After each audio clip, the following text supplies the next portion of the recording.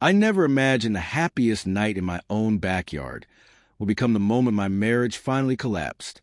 The fire was glowing with a warm, orange light that danced across the faces of everyone I loved. Our neighbors were all around us, laughing and talking as if nothing in the world was wrong. To everyone looking at us from the outside, we were the perfect family living a perfect life in a perfect house. I was standing there among friends who had known me for many, many years. I had no idea that my wife was about to reveal a secret that would change every single thing I believed about our life together. It is strange how life can turn upside down in just a few seconds. Before we get into the heart of what happened on that painful night, I hope you will join our caring group of friends here. We like to support each other and share stories that help us grow. You won't believe how this night ended or how much it changed me. My name is Ryan. For a long time, I was a high school math teacher who just loved having a simple, steady routine. I found a lot of peace in the way my daily life moved along like a clock. I liked solving math problems because they always had a clear, solid answer that you could count on. In math, if you do the work right, the answer is always waiting for you. It is predictable and safe. I love being the coach for my daughter Sophie's soccer team on Saturday mornings.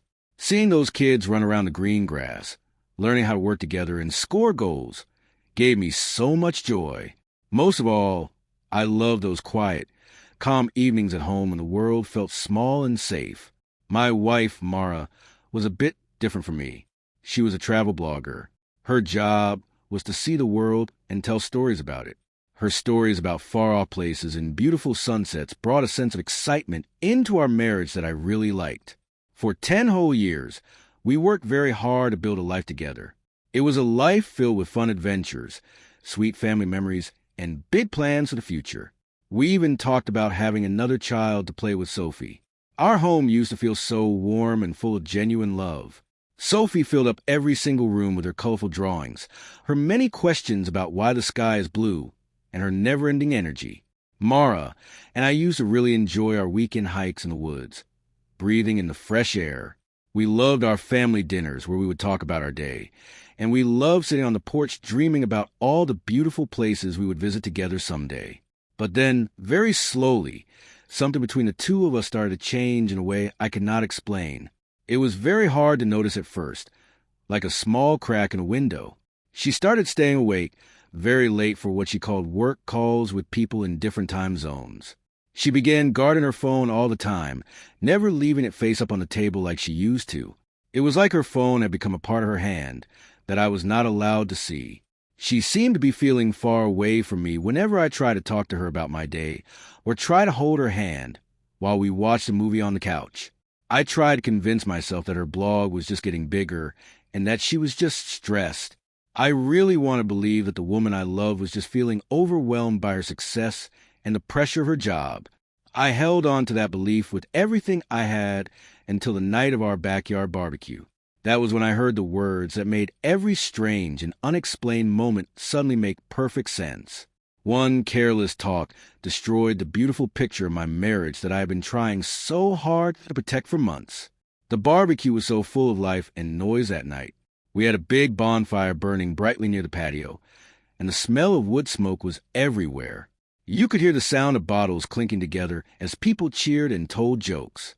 The children were all chasing each other across the green grass under the beautiful dark night sky, their voices sounding like little bells. I was standing near the grill, flipping burgers and talking with our neighbor Tom about sports and the local weather. Sophie was nearby, playing happily with the other kids, her face covered in a little bit of chocolate. Across the yard, I could see Mara. She was standing with her friend Lena and 2 other women from the neighborhood. She was smiling and laughing with a glass of wine in her hand, looking as beautiful as the day I met her. I decided to walk inside the house to grab some more napkins and some extra food supplies because we were running low. As I walked toward the sliding glass door, I passed right behind their group. I was quiet, and no one noticed I was there.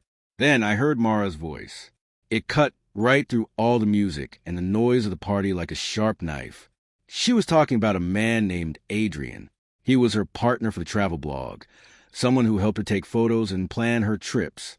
She was telling her friends a low, excited voice that Adrian understood her in ways that I never could. I stopped moving right there.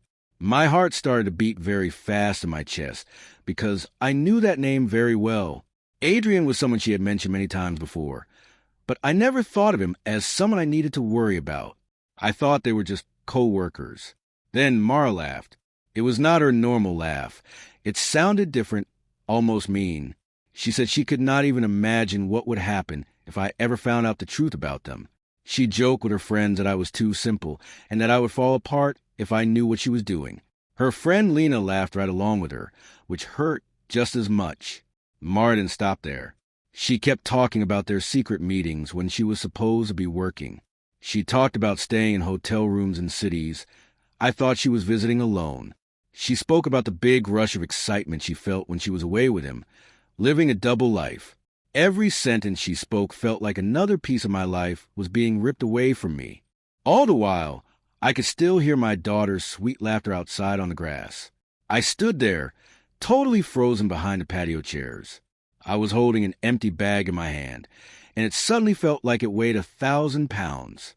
I wanted so badly to walk forward and demand to know the truth right then and there. I wanted to scream, but I looked around and saw all our friends and neighbors. I thought about Sophie running around the yard having the time of her life, feeling safe and loved. I knew that if I got angry or made a big scene in that moment, it would only end up hurting my daughter and embarrassing everyone around me. So I did something very hard. I took a deep breath, and I went back to the grill. I pretended that nothing had happened. The rest of the night didn't feel real at all. It was like I was watching a movie of my own life. I smiled when people spoke to me, and I said the right things, but I felt completely disconnected from everyone. I even let the burgers burn a little bit, because my mind was spinning in circles. Mara never even realized that I had heard every single word she said. She just kept on laughing and enjoying the party, like she didn't have a care in the world. I had to carry the heavy weight of a big secret that had just been told right in front of me. After the last guest finally left and Sophie went upstairs to go sleep, I finally faced Mara in the kitchen. The house was very quiet now, which made the tension feel even heavier. I looked directly at her and asked her about Adrian. Her face changed in a second. The smile vanished, and she looked very scared. She asked me exactly what I had heard. I told her I heard enough and that she should not have been talking about her secret friend at our own home. All the confidence she had during the party disappeared. She realized the truth had finally caught up to her. Mara admitted that she had been seeing him for 6 months. She started to cry, but it didn't feel the same to me anymore. She said Adrian gave her the special attention she felt she was missing at home. Then she started to blame me for her choice. She said my soccer coaching, the time I spent with Sophie, and all my daily chores made her feel like she was not important to me. She said I was too focused on being a dad and a teacher. I just listened quietly. I did not interrupt her or get loud. I was thinking about how I had spent years supporting every single one of her dreams and her blog. I truly believed we were partners working toward the same goals. All that time, she was secretly building a whole other relationship behind my back. I did not scream at her. I did not break any dishes or slam any doors. Instead, I started to think very clearly about what I needed to do next to protect my family. The very next morning, while the house was still cold, I reached out to a lawyer. I knew I had to focus on protecting Sophie and making sure her life stayed as calm and happy as possible. I also started to learn more about this man, Adrian. I found out something very interesting. His former fiancée had no idea he was seeing Mara while they were still together and planning a wedding. I realized that this was a pattern for him. He liked to hurt people. I decided to send his former fiancée all the evidence I found on our computer. I sent her the messages and the pictures that showed exactly what was going on. By the end of that day, his engagement was ruined, and he was alone too. The excitement Mara thought she had found started to fall apart very quickly.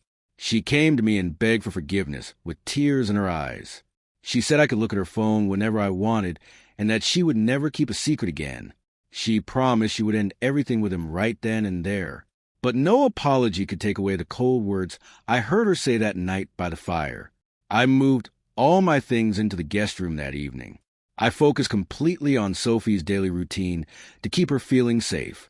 I made sure to take her to school every single day with a smile on my face. I went to every soccer practice and cheered the loudest. I kept reading her those bedtime stories every night, making sure she knew she was the most important person in the world. While I was doing all of this, I found even more messages and photos on the computer we shared. They showed how much she had celebrated her connection with Adrian. She did this while I was at home planning our family moments and taking care of our daughter. It was not just a lie about our marriage. It was a lie about the whole life we had built together for 10 years. I decided to file for divorce because I realized I could not stay in a house where I felt like a background character in someone else's story. The story of what happened at the barbecue started to spread through our small town, as people do. People began to pick sides, which was very sad. Our neighbor Tom stayed a very good friend to me. He told me that what Mara did was something he could never forgive if it happened to him. Mara's sister tried to tell me we should go to counseling to fix things. But I knew in my heart that talking to a professional could not fix the deep damage caused by a choice she had made so proudly. The house that used to be full of laughter and music became very quiet. The places where we made so many memories started to feel different and a bit cold. Every time I looked at the patio, I remembered her words and her laughter. Mara tried to make things better for a few weeks. She cooked my favorite meals and left little notes of apology around the house. But I could not forget the sound of her laughing with her friends about how she was hurting me. Sophie stayed my main reason to stay strong through every hard day. Moving on was never about getting revenge or being mean. Making sure people knew the truth about Adrian and protecting my future with Sophie was about survival. It was about rebuilding a life where people are honest and kind to each other. Mara thought her secret would never be found out. She thought her laughter was harmless and didn't matter. She was very wrong. Sometimes the truth is spoken in quiet moments when people are being careless and think no one is listening. But when those truths finally come out into the bright light, they can burn down everything that people spent years trying to build together. If this story meant something to you, or if you have ever had to be strong for someone else, please let me know where you are watching from. We are so glad you're a part of our caring group here, and we hope you find peace in your own life.